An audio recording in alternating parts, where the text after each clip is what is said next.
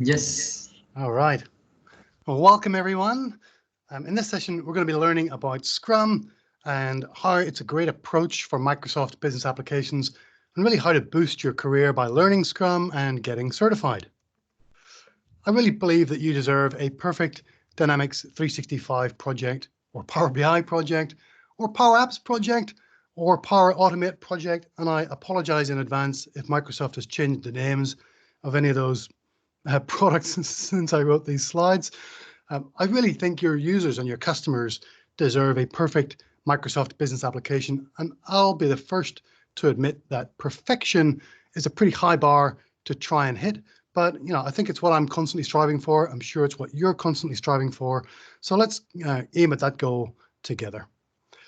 I also believe that Scrum can help you reduce the cost of your project so you can achieve more within your budget. It can help you achieve your project outcomes faster, and it can help you minimize the technical risks that often are associated with software development. And really importantly, that you, your project team, and your stakeholders and your users will avoid all the usual project stress and have a lot more fun delivering Microsoft business applications that everyone loves. Hi everybody, my name is Neil Benson. I can tell because it's right there on this slide. I run Customery, and I'm on a mission to help every Microsoft customer and partner use the Scrum Agile Software Development Framework to implement Microsoft business applications successfully. I've been working with business software for about 20 years, most of that time with CRM software, customer relationship management software. And for the first 10 years of my career, I worked as a business analyst trying to write the perfect requirements specification. And I did lots of courses, I read lots of books, I took a diploma, but eventually I switched. And for the last 10 years, I've been using Scrum to successfully implement business applications. I'm from Ireland originally. I went to Edinburgh University. I spent some time in California before moving to Australia, so that's why I've got a peculiar accent.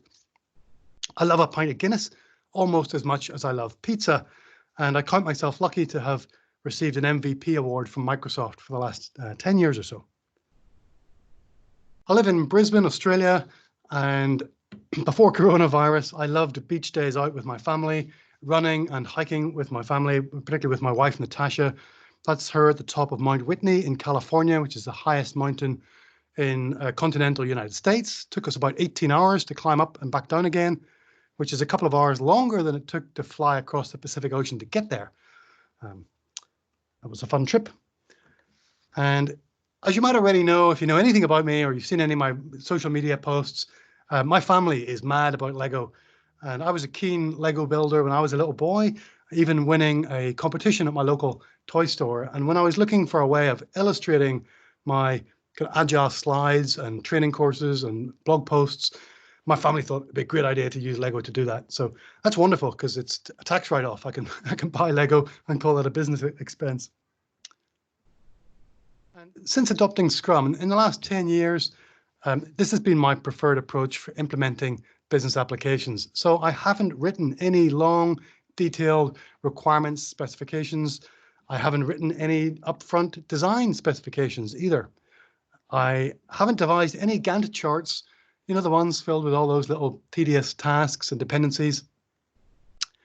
Instead, I want you to imagine your future working side by side, at least when coronavirus is lifted and we can work side by side with people. Imagine you're working side by side with your users, building the software with them, showing it to them frequently and getting their feedback. You're part of a development team that has brought together a range of different specialist skills, and within a month or two, you've quickly built a high-performing team that's building software that's ready for production release. Your business application has got amazing, valuable features that work the way that your users want them to and expect them to, because they've had that interaction with you and they've been able to give you that feedback at every step of the way. And best of all, you've worked at a sustainable pace. Very few late nights, no weekends, far less stress than all the projects you worked on before Scrum, and you've got much happier project sponsors and a much happier manager. I want you to imagine that kind of project as your next project. Imagine what it'd be like to learn Scrum and achieve Scrum certification to demonstrate to your boss that you're ready to apply Scrum in your next project. You form a Scrum team for that next project, and you're getting coached by an experienced Scrum Master. Now you're delivering those valuable features within a few weeks of getting started, and your users are engaged with and delighted with the progress that you're making. And within a couple of months, you're live and in production with the first kind of minimum viable product, and it's high fives and celebrations all around. And in fact, you've done such a great job that your boss takes everybody out for pizza. Yeah, somebody said pizza. Might have some pizza for lunch, actually. So before we go too far into the Scrum framework, I thought it would be fun to share my story with you of how I got started with Scrum. And really, this is the story about how the last requirement specification I ever wrote. It's back in 2008. I want you to see if you can identify with this story and whether it mirrors any parts of projects that you've worked on recently. This is Debbie at Premier Medical Group. She sent me a request for a proposal for a CRM system to replace an insurance-specific kind of industry workflow system. It's about 30 pages of requirements, and our solution was chosen as the preferred option. Premier Medical Group helps people who've had, normally it's a road traffic accident, they help them with specialist medical reports to support their insurance claims. So you could say that they're an important part of the ambulance chasing industry. Debbie was the operations director, so it was her job to chase the staff, who chased the doctors, who chased the lawyers, who chased the ambulances. My proposal was based on Microsoft Dynamics CRM 4.0. Seems quite an old logo to use. This is way back in 2008, and that was cutting edge stuff at the time. So we had about 300 users who were going to be using Dynamics. Debbie had been burned before by complex software projects that typically ran out of budget before being implemented. And she wanted a sequenced project with multiple phases to cut down the risk. In fact, she wanted 4 separate mini kind of projects. We had proposed using the Microsoft Dynamics SureStep methodology.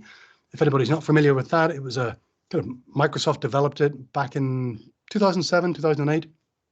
So we were one of the early Microsoft Microsoft partners to adopt it.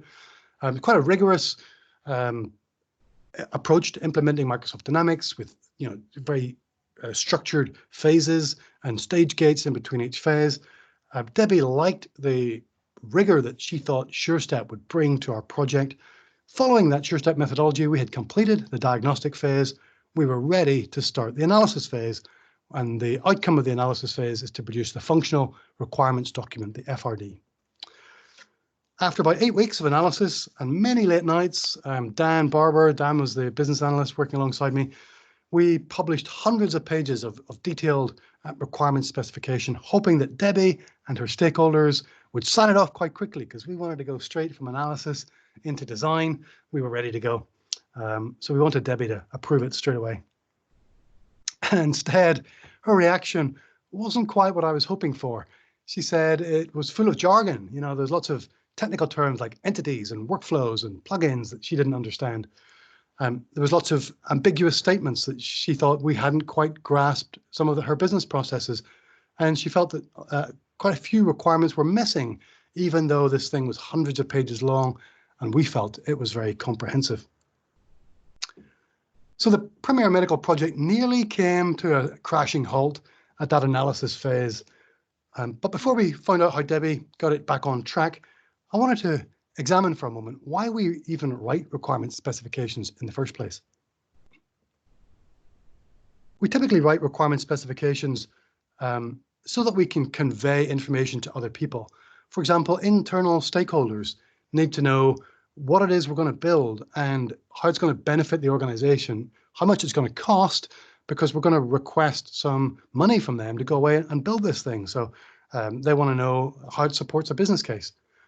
Prospective vendors want to know what it is that we want to use so that they can tell us how much it's going to cost for them to build it and when we're going to get it and how we can use it. And then our users want that requirement specification to convey what it is that they want so that they can have software developers go away and build that thing. And we all think that software developers hate talking to users. So we think if we can write it down, then users and developers never need to talk to each other, which is awesome, right? And to make things easier, we've set an international standard for requirements engineering. It's called ISO IEC IEEE 29148 2011, and it's got a family of related standards as well. I'm sure if any of you have worked as a business analyst, you're familiar with all of these, right? Maybe not. I think it's really hard to use words to describe your requirements. I think even Shakespeare would have struggled to find the words that faithfully, accurately describe our users' requirements. Because the problem with all natural language specifications is that what I am thinking in my head and what I say to you and what you hear and what you write down, that's a lot of steps that we can lose the detail in the translation. Let me show you how hard it can be to write down exactly what somebody else has asked for. Here are 4 examples. The top 2 are obviously project managers. Only God can fudge me. And plan ahead. That must be a Prince 2 project manager. Nothing lasts forever, except a misplaced apostrophe in the middle of a tattoo. And no dream is too big. Too big? Maybe he's on his way to Salesforce. Napoleon once said, a good sketch is better than a long speech. Or as we say in software, a picture is worth 2 times 10 to the power of 2 words. So we've tried writing things down. We've tried natural language specifications. I wanted to try something else. I tried using very structured modeling notations and diagrams to help me illustrate my requirements. I used things like the unified modeling language and the rational unified process, use case diagrams, really helpful stick figures pointing at balloons, like that's going to help. I actually took a private training course with the guy who invented this notation. It's called the role activity diagram, Martin Ould, and spent a day with him in a hotel walking through this model, and still doesn't make an awful lot of sense to me. And if I have to spend a day trying to explain it to a user or a developer, then it's not much use to anybody. The business process modeling notation is a little bit better. I've tried using lots of different modeling notations in my 10-year quest for that perfect requirement specification. But I also, just as I found it was really hard to write things down and have my writing perfectly understood, I think when I draw things, it's also really hard for people to understand what's needed as well. Let me give you some examples of how difficult it can be to listen to what somebody needs and draw a picture of it, even when the stakes are pretty high. Here's an example. This is a great website if you're ever bored looking at cat videos on the internet. cakerex.com. Best wishes, Suzanne. Underneath that, we will miss you. Not just a literal translation, but also a misspelling as well. Awesome. Happy birthday, Adam, with blue flowers. Nice. 35. No, I can't draw a unicorn. I'll write about a unicorn instead. And this one, I love how literal this is. Literally just write wedding cake in quotes. Here's an example from one of my own projects, American Homes for Rent, a great company I worked with. They were a client of mine back in California. On the 1st of August 2013, they listed their company on the New York Stock Exchange. So we bought them a lovely cake to celebrate. I think it's really nice. It's got their logo on the icing. It's got beautiful glazed fruit, a nice kind of cursive script there. Congratulations on your IPO from your friends at Slalom Consulting. Lovely cake, much better than the one that we had picked up at 6 o'clock the night before. It was this ugly. Can you imagine presenting a cake that just looked this dreadful to your client celebrating such an important milestone? I think they would have kicked us out of the building. So we've seen how challenging it can be to use natural language, and we've seen how challenging it can be to use models as well. So, just trying to communicate complex concepts about business applications is going to be even tougher than simple tattoos or cakes. You might be wondering what happened to the Premier Medical Group? Well, I'm not sure what happened to the requirement specification. Debbie never did tell me what she did with it. But what we did do, we agreed to switch to Scrum. So we dumped Dynamics SureStep and we switched to the Scrum framework instead. I love this picture of a Scrum. It's my, the Australian rugby team and the Irish rugby team. One of those is probably the best Scrum team in the world, but I'm not going to tell you which one. Scrum would provide Debbie with prototype software every couple of weeks that we were going to build incrementally and improve iteratively, and she loved that idea. So we were going to meet up every couple of weeks and design a new increment and build working software for the medical legal team at Premier Medical Group. Debbie would be in control, so she didn't have to fight with us about putting stuff in a specification, no more arguing over change requests. She's now in control of the scope, the timeline, and the budget by prioritizing what my team worked on every couple of weeks. And she loved that idea. And in fact, about a year after we went live, Premier Medical Group was acquired by Capita, a massive services group in the UK. And one of the reasons that very proudly Nomura, who were the investor behind Premier Medical Group, said that they were able to attract a blue chip investor like Capita was because that Premier Medical Group had a fully integrated IT-led medical reporting system, which is another code name for Dynamics CRM 4.0. I'm just pretty proud of that. Debbie went on to be appointed the Managing Director of Capita Health and Wellbeing, and later the CEO of the College of Medicine. Good on you, Debbie. So in the second part, just before I go into Scrum in more detail, I thought it'd be helpful to outline the history of Scrum and kind of the broader family of agile software development frameworks that Scrum belongs to. Most Scrum projects, especially when you're implementing Microsoft business applications, tend to borrow parts from other agile practices and bring those into Scrum. Scrum is a kind of scaffolding in which you can bring engineering practices into. So we'll learn about some of those as well. And if you're going to learn Scrum and become a certified Scrum professional, then you just need to know the Scrum framework. You don't need to know all these other agile practices, but it's great if you are going to lead a Scrum team to know about them. Since we've been developing software, I guess the 1950s or 60s, we've been refining that software development process. Those traditional processes that emerged during the 60s and 70s are now known as Waterfall software development. And they get that name because, like the steps in this waterfall, everything cascades downhill in just one direction towards deployment. And it's very hard to go back up to a previous step. If you miss out, if you get to the end of the design phase and you find out you've missed a requirement, well, you've got to raise a change request and go through the analysis again. If you find out you've missed something in development, you've got to get the designers back in as well. If you find a bug during deployment, well, that's really expensive because now you've got to do some more analysis and design and development. And typically, the specialists who worked on those phases have typically rolled off. They're on another project. So it can get really difficult if you ever need to amend your project plan. So, and it gets really expensive. And I guess since really the 70s and 80s, we have been uncovering novel ways of working and developing software. And I just wanted to highlight some of those that really started to take shape and get some traction in the 90s. We reached a tipping point with things like rapid application development that emerged in the 90s. 1992 saw refactoring. 1993 saw really the first incarnation of Scrum, although it wasn't presented in public until 1995, but it was in use for a couple of years before that.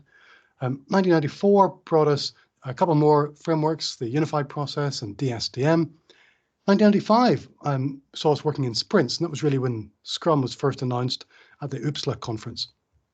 With pair programming, 1996, extreme programming became popular, very software engineering oriented Agile framework. 1997 saw, for example, the Daily Scrum, which wasn't part of the original Scrum framework, introduced then. 1998 saw things like user stories, which have become really popular as a way of grasping requirements. 1999 saw feature-driven development, concepts around iterative and incremental software development. In 2000, we started using burn-down charts and started measuring our velocity. And in 2001, we reached a crescendo really with the publication of the Agile Manifesto, which I'll talk about more in just a moment. After that, things kind of just started to snowball. 2002, we saw things like planning poker, which was a way of estimating the size and complexity of requirements based on earlier things like the Delphi software estimation method. 2004, where's 2003 gone? 2004 saw things like cross-functional teams. 2005, we've got Agile Estimating and Planning, a great book by Mike Cohn. 2006, we're starting to do continuous deployment, which became really one of the hallmarks of DevOps, which is a concept that came later on. Kanban, a really popular Agile framework, wasn't released really until 2007, started to become popular after that. 2008 saw things like story mapping, which is a great way of getting the big picture for an Agile project. 2009, Eric Ries started writing about the minimum viable product, and DevOps became popular. The term was coined in 2009. And since then, there's been a few other innovations, but really those are still emerging and haven't hit the mainstream yet. But there's lots more kind of Agile practices still emerging today. There's 2003. We had the definition of done, for example.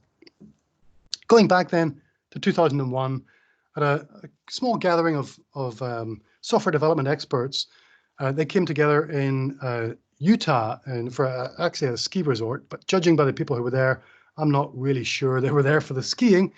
There were 17 kind of luminary software developers, authors, and testers who had come from lots of different backgrounds, and they had lots more in common than they had apart, but they'd never come together before and kind of coalesced their thoughts.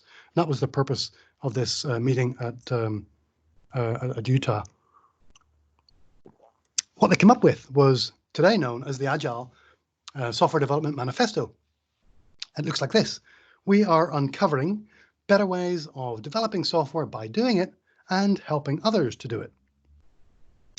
Through this work, we have come to value individuals and interactions over processes and tools. We value working software over comprehensive documentation. We value customer collaboration over contract negotiation. And we value responding to change over following a plan.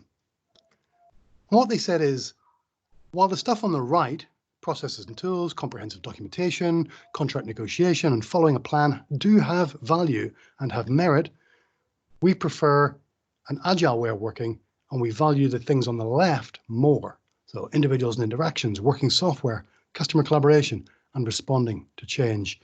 They also came up with 12 principles for agile software development. And I think whether you're practicing Scrum or Kanban or extreme programming or some hybrid or your own agile software development framework, you can't really call it agile unless your principles or you're following these 12 principles. So let's run through these real quick as well. Our highest priority is to satisfy the customer through the early and continuous delivery of valuable software. We welcome changing requirements even late in development. So that's a massive contrast with waterfall development.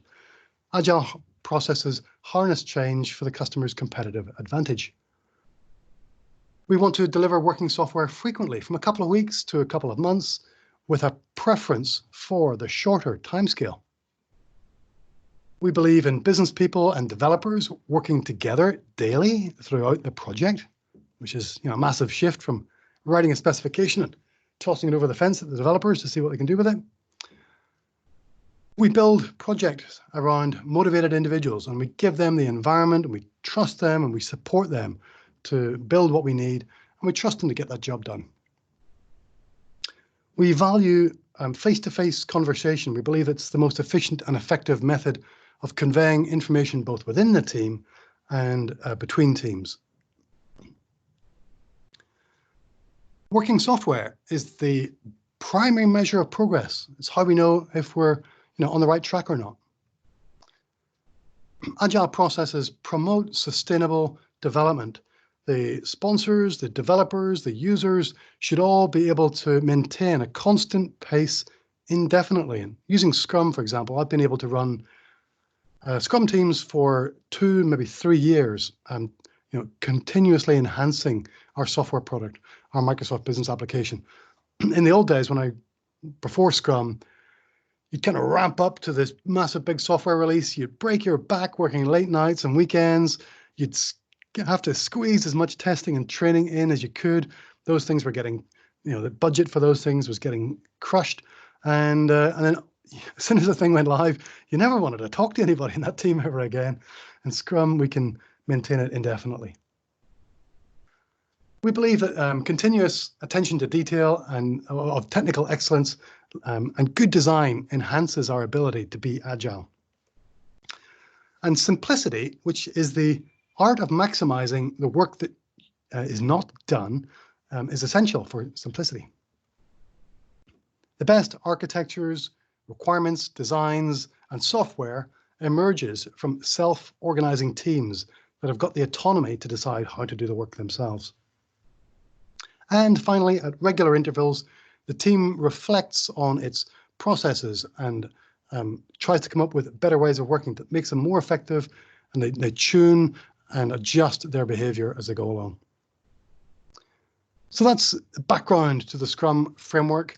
We've learned the reasons why software requirement specifications are a fallacy. We've learned about some of the principles of agile software development. I'll just pause there in case there's any questions before we dive into the Scrum framework in a little more detail. Any questions? No? Okay, we'll charge on. Well, you can save your questions for the end. Scrum is just one agile software development framework available today. It happens to be the most popular, somewhere between about a half and 2/3 of teams that say they practice agile, say they practice Scrum in industry surveys. Others include Kanban, Extreme Programming, and SAFe, which is the scaled agile framework, which is actually based on Scrum. You can see the relative popularity of those over time in this kind of Google search trends chart. Scrum was devised by Jeff Sutherland and Ken Schwaber and presented at the OOPSLA, which is the Object-Oriented Programming Systems, Languages, and Applications Conference in 1995. Here's a fun fact to impress your friends with. The title slide at the OOPSLA conference that was given to all the presenters had the titles in all caps. And so Scrum, for the first couple of years, was capitalized as Scrum. And a lot of people thought it was an acronym for something. It never was.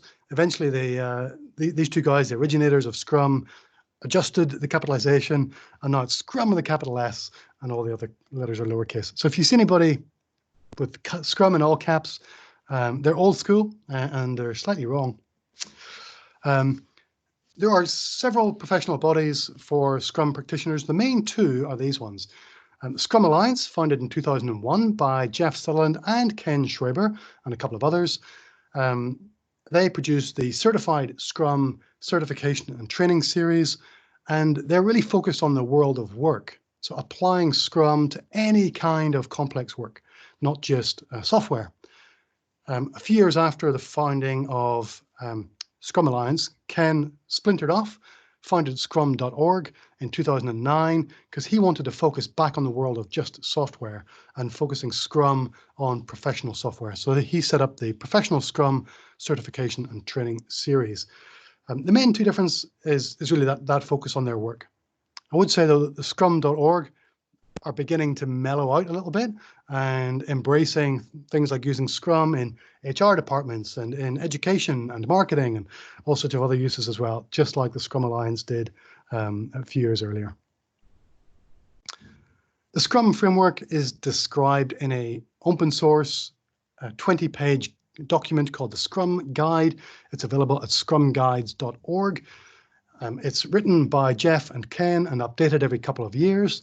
The last version of it was published in 2017, so it's been a couple of years. I reckon we are due for an update any moment.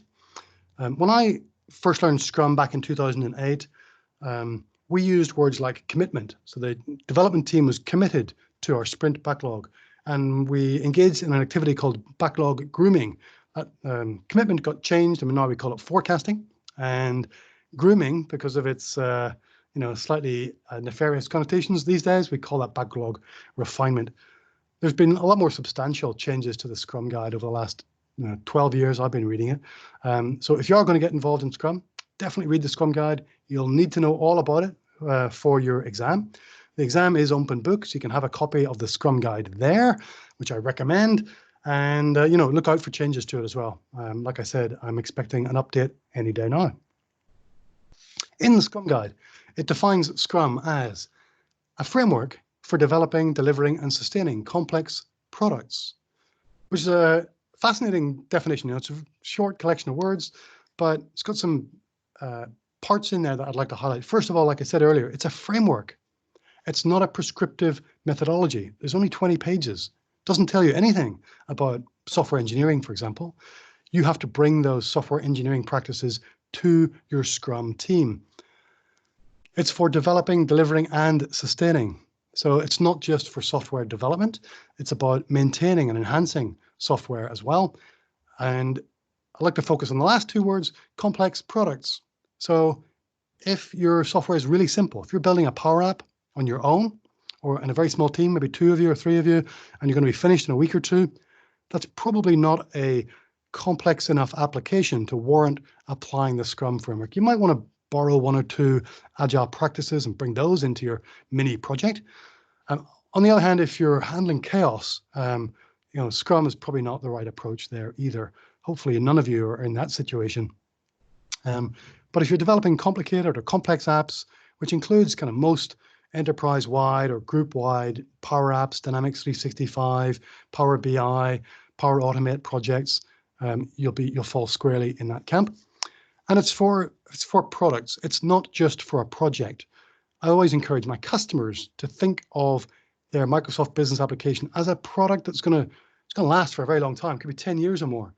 And it's not just a project that we're going to focus on for the next few months, but we've got to consider how that thing's going to get updated and enhanced and supported for the long haul. And Scrum is great at that. So let's have a look at Scrum on a single slide. It starts off with a product owner. She is the person who is responsible for extracting the maximum value from our Microsoft Business application. She's assisted by the development team, which is a cross-functional, self-organizing team of specialists who bring together all the skills that are needed to turn business aspirations into Microsoft applications. They are coached by a Scrum Master, whose job it is to help everyone learn and apply the Scrum framework. That Scrum Master also coaches the rest of the organization, who are known as stakeholders. So that might include your project sponsor, line of business managers, anybody else who's got an interest in the application that you're building. We work in a self-contained increment, which is less than 1 calendar month. That's known as a sprint. The product owner captures all of the requirements, everything that might possibly be needed in the application, in something known as a product backlog, which is an ordered list of items called product backlog items that describes everything the application should do and all the properties it must have. We get together at the start of each sprint for a sprint planning event. And during that sprint planning event, we decide which of the product backlog items we're going to work on, how we're going to implement them, and we set ourselves a goal for the upcoming sprint. That's known as the sprint backlog. We get together at the start of every day to plan the next 24 hours, which is just a synchronization between the developers to say, here's what I managed to achieve last time, here's any blockers that are in my way, here's what I'm going to be working on today, and they come up with a mini plan for the day. Towards the end of the sprint, everybody gets together for an event known as the sprint review. They examine what work we managed to get done, what work we didn't get done, and we adjust the product backlog accordingly. And quite often, somebody or the development team will demonstrate the features that they've delivered to the project stakeholders as well. Then the Scrum team gets together after that to examine their own processes and take a look at how they can become more efficient and more effective so they can deliver greater value sprint over sprint. The outcome of every sprint should be an increment, which is a new version of your application that could be, if the product owner wants to, she could release it into production. You don't have to. Most Scrum teams don't, but you can release into production at the end of every sprint. Certainly the software should be ready. So it should be tested, it should be documented, it should have gone through acceptance testing, performance testing, every single sprint. We keep going, sprint after sprint after sprint. while that team is delivering more value than they're costing your organization, we just keep going. And so Scrum really becomes a series of sprints. So that's Scrum on a single slide. Underpinning all of Scrum is the theory of empirical process control. That really says in a complex environment, we're going to be working with different inputs all the time. And so unlike building widgets in a factory, we have to learn as we go, learn and adapt our processes all the time. So the three pillars of Scrum are transparency, inspection, and adaptation. Those are the pillars underpinning empiricism. And we're supported by five core values: commitment, courage, openness, and respect. Just before I talk about Scrum certification, let's just have a quick look at some of the benefits of Scrum. These are the benefits from both the perspective of a Microsoft customer and maybe a Microsoft partner as well, which probably includes some of the people in this workshop today. When you're using the Scrum framework, your development team and your users are constantly inspecting and adapting your software. Every couple of weeks, you get to review what's been built. You're hearing that feedback from your stakeholders, and you're making micro adjustments based on their highest priority requirements. So using Scrum, we elaborate requirements just in time to start development. We don't analyze them months in advance. Great benefit about that is your users are going to become more familiar with the Microsoft business application that you're building as you're developing it and as they're expressing requirements. Contrast that with a traditional analysis phase where your users have got to express all their requirements up front, and they've never used the software before, so they have no idea what it can do. And the development team has never worked together before, so it's very hard for them to understand and empathize with the users and what their business processes are and what their needs and wants are as well. So taking into combination those two factors, the frequent inspection and the just-in-time requirements and elaboration, leads to a better business application. It's a closer fit for your users' requirements, and that's a really powerful benefit. Let's grab a drink. With a traditional approach like Dynamics SureStep, none of your software is released until it's all ready for release. And the first few months are quite often spent in analysis and design, and all you've got to show for that is a bunch of documentation. You've got no working software, so there's no value has been created yet. And sometimes that can be, I worked on a project at a bank over 12 months of analysis and design, lots and lots of documents, lots of spreadsheets, and lots of entity relationship diagrams and all that kind of stuff. No working software, no value created. The users had nothing in their hands that was tangible that they could say was helping them in their jobs. With Scrum, your team is analyzing, designing, developing software and testing it and releasing it, if you like, into production every couple of weeks. So you can be in production within a few weeks, within a couple of months, with a very early prototype or perhaps a small subset of your features. Your users are getting that value much quicker, much earlier in a project than a traditional approach. So if you take those two benefits together, better business software and a faster release cadence, that really lights out a rocket under your business case, because Scrum projects are normally completed, first of all, in a shorter time frame with less budget, because we don't spend a lot of time analyzing requirements that never got delivered. So your total investment is lower. The software is a better fit and supports your business case objectives more closely, and you're releasing it into production earlier. So that really boosts your return on investment. Customers love that. Every CFO that I talk to, once they grasp the Scrum approach, love the sound of it. You get greater user satisfaction because Scrum teams are working side by side with users. So you get users getting to understand the developers and developers getting to understand the users. There's a mutual trust and respect that builds up there. Developers are able to empathize with the users' day jobs much better. They understand their business processes. They might even have met some of their customers and their business partners. So the developers have a much richer understanding of the environment in which their software is being used. We've also got the product owner who's got a very transparent product backlog. So everybody knows what's going to be delivered next, what's going to be worked on next, when it's going to be delivered, and they can inspect that at any time. So even if something that they wanted does get, deprioritized, that change is out in the open. There's no surprises. Teams are using Scrum to build better software, have more interaction with their users, And users just absolutely love that. They lap it up. We're building better applications for them. That openness and transparency that we have, our stakeholders absolutely love it. We use things like the Scrum board so everybody can see what's happening during the course of our sprint. We've got our product backlog that anybody can inspect at any time. If there are any risks or issues or even defects, those are out in the open. We inspect and review those at least at every sprint review. So it's only a couple of weeks between updates. So our stakeholders are much more aware of what's going on. That gives them much more confidence in your Scrum team and in the Microsoft business application that you're deploying. So it's just a much better experience for them as well. Another thing that chief finance officers love is the much more efficient allocation of capital.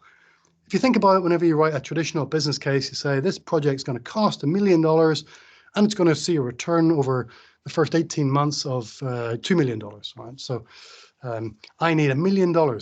So typically the finance director has got to find $1 million in their budget, allocate that to your project. That capital is now tied up and locked away for the benefit of that project, who can then draw down on those funds. That's a pretty inefficient way of working compared to Scrum, where all we're asking for is a little bit of money up front to go away and build a couple of sprints worth of software. We're going to release that software into production so the value is extracted much quicker. And assuming that the Scrum team is still delivering more value than they're costing, you can fund my project a little bit longer and we can keep going maybe a quarter by quarter, a much more efficient use of capital because we're seeing the results quicker and we're only allocating small parcels of money at a time. So CFOs love it. There's less risk in a Scrum project because of those frequent opportunities to inspect and adapt our work. Testing is continuous throughout the course of the project. Every couple of weeks, we're running performance tests, regression tests, functional tests. Any defects are found much earlier and can be acted upon while the developers are still there and everything is fresh in our minds. Compared to a traditional project where those things don't come up until the very end in the testing phase, and it's a really expensive time to find a bug because the analysts might have rolled off and the developers are packed up. So Scrum highlights those things much earlier, which really reduces the risks of your project. Another thing I love doing in a Scrum project is using what's known as a spike. A bit like a rock climber who uses a python to have a spike in a wall they're climbing up. We use spikes in Scrum to maybe evaluate some technical designs or take a look at some third-party options for a feature that we need. And we can document those and we can try them out really quickly. And that, just like a rock climber, that reduces the chances of us falling a great distance. And we can run those spikes in any of our sprints to help us improve our technical designs as we go along. So I've used spikes a lot recently to reduce the risk of my projects. It's worked really well. Product owners love the fact that Scrum gives them far more control. I talked about Debbie, who was in charge of the scope, the timeline, and the budget because she was accountable for that product backlog. It's up to Debbie what we worked on every couple of weeks. She's now driving us towards the greatest value for her organization. Compared to a traditional project approach where you get something like a change request, where it's a horrible process for everybody to go through. Typically, it's lose-lose. We've got a Microsoft partner who might have had a fixed price bid and change requests are the only way to make any money. The customers just feel diddled, and it's just a horrible process. Here, the customer's in control the whole time, and she can get exactly what she wants. Like I said, we've got users and developers working side by side. So we've got that sense of empowerment, and the users can really feel like their requests are being listened to because they can see those things appear in the product backlog. But we've also got an entirely different way of working between traditionally a Microsoft partner and their customer. Instead of having a contractually binding requirement specification, we've got a very fluid product backlog. And all it says in our statement of work is that we're going to work together, we're going to deliver software every 2 weeks according to whatever you've prioritized in the product backlog. And that really leads to a much more collaborative way of working that leads to a lot more user satisfaction and customer satisfaction. At any time, the customer can say, we've had enough. we've got enough value from this team. Let's wind it up at the end of the next sprint, and we're done. It just gives the customer a lot more control. So there are several reasons why Microsoft customers and partners report that implementing business applications using Scrum is more rewarding than a traditional approach. We've talked about some of those. We're working side by side. We're forging much closer working relationships. We're learning more about the application as it's being built, helps users express their requirements better. Developers are learning about the user's environment, their business processes. That leads to better features. Most of all, Scrum encourages a sustainable pace, and that means we're consistently delivering that high-quality business application every couple of weeks, and we can sustain that for very long periods of time without burning out, which is awesome. So we've looked at the Agile Manifesto and the history of the Scrum Framework. We've walked through the Scrum theory, its roles, its events, its artifacts. Now you're fired up with the top 10 benefits of Scrum. I want to spend the last few minutes just talking about how you can learn Scrum and apply it to your next Microsoft Business Applications project, because I'd really love to help you along that journey. Like I said before, I honestly believe that if you're participating in the session today, that you deserve a perfect Dynamics 365 project. And whether you're a Microsoft customer or partner, you could be implementing Power BI, Power Apps, or Power Automate. You and your users deserve a perfect Microsoft business application. But if you're still using a traditional waterfall approach, like SureStep or Prince2, then you're going to be risking your project. You're going to have ambiguous requirements documents like I had with the first attempt at Premier Medical Group. You're going to have speculative design specifications based on those requirements specs. That's going to lead to inaccurate and risky project plans. And that's going to increase the risk of things taking much longer to deliver than expected, which is going to cost you much more money than originally forecast, or you're going to have to deliver less than you promised to your users. All the time, that's going to create a very stressful environment for you and for your project team. And at the end of that kind of project, what happens? What does your boss say? That's right. No pizza for you. That would be a tragedy. Or as Amy would say, no Vegemite for you. No bonus, no pay rise, no promotion, just an opportunity to try the same thing all over again in your next SureStep project. So if you want to avoid that downward course of your waterfall projects, maybe even the downward course of your career, then the way I see it is you've got two options. One is to hope that your next project is somehow different, that it avoids all the risks of waterfall software development. Maybe you're going to write the perfect requirement specification. You'll be the first business analyst in the history of software development to do that. Or you can learn Scrum. You can take some action, learn Scrum, achieve certification, build a Scrum team on your next business applications project, and learn a new way of working together. Earlier, I introduced two organizations that provide Scrum training and certification, Scrum Alliance and Scrum.org. There are a couple more. Scrum Study have something called the Scrum Master Certification. And then PMI, the Project Management Institute, and Axelos, who own Prince2, both kind of jumped on the Agile bandwagon, and they've got Agile flavors of their project management frameworks, which, like I said, I think they're just jumping on the bandwagon a little bit. So Scrum Study, PMI, and Prince2, I probably don't recommend. Let's take a look at the offerings from Scrum Alliance and Scrum.org in a little bit more detail. The Scrum Alliance have a range of certifications and training courses really available in those three tracks you can see here: the Scrum Master, Product Owner, and Developer track. By far the most popular of those is the Certified Scrum Master, the CSM, which is up there in the top left.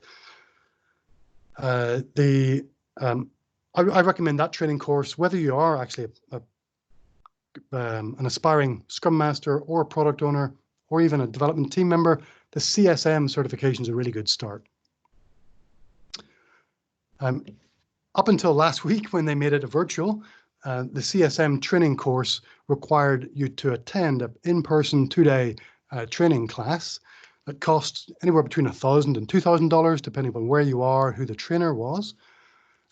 The instructors for CSM are typically very experienced Scrum trainers, but they write their own training materials, which means your experience of one CSM course compared to a colleague who took a different course with a different instructor could be quite different training experiences. But my biggest letdown with CSM is that taking that training class, which is reasonably expensive, was a requirement before you could take the exam. So you couldn't just rock up and take the exam. No matter how much experience or knowledge you had of Scrum, you had to go and sit the training class. So it was a bit of a rort for Scrum trainers, because the only way to get access to the exam was to take the training. And even worse, the certification only lasted for 2 years before you had to go and take the exam again. On the retake, you don't have to take the training course again. You just have to pay an extra fee and take the exam again. But if you've got some advanced exams and a range of different Scrum Alliance courses, that's a hefty kind of recertification expense every couple of years, hundreds and hundreds of dollars. Scrum.org also have a wide range of training courses and certifications. They have beginner ones, they have advanced ones. There are things for leaders and developers. They've also got a couple of interesting flavors of professional Scrum with Kanban, for example, professional Scrum with user experience, and scaled professional Scrum. If you're working as part of an enterprise program with multiple Scrum teams, there's a framework called Nexus and a training course to go along with that. I prefer the Scrum.org PSM1 certification. It also requires 2 days of classroom training, which until last week was physical in person. They're now virtualizing that. Again, the costs are pretty similar, between $1,000 and $2,000, depending upon where you are in the world and the trainer. Some of the benefits of PSM, the trainers all use the same training material. So they collaborate together, and about every quarter, they update the training materials. So it's a very consistent kind of set of best practice training material. In the case of PSM, the training is not mandatory. You can go and sit the exam. It's an online multiple choice, 80 questions in 90 minutes, I think. Unlike CSM, the certification score is a bit higher. CSM, it's 60%. You have to get 80% of questions right. So it's 80% of the questions got to be right to pass PSM. So it's a slightly harder exam. So it's a very high bar for the certification, and it doesn't expire. So once you've achieved PSM1, it's yours for life. And these are the first 18 students that went through my training course and achieved their PSM1 certification. That was early 2018, so congratulations to them. There's actually been hundreds of Microsoft Business Apps professionals who've gone through my training course. So I'm not a professional Scrum trainer, but I have got a Scrum for Microsoft Business Apps training course that's just focused on helping Microsoft Business Apps professionals.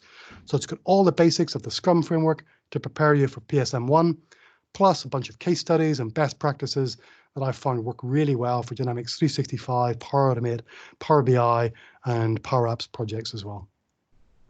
And if you wanted to go ahead and take that, there's a special code. You can apply Empower20. I think there's 10 spots available, so the first 10 people to apply that code will get $100 off. There is also a $100 rebate once you pass your CSM1 certification. So it's $197. You can take off another $100 once you pass your PSM1, and therefore the course only costs you $97, which is pretty good value considering the in-person classroom training will cost you at least $1,000. So with that, I just wanted to say thank you very much for joining me in this workshop today. I'll come out of presentation mode so I can see if we've got any questions.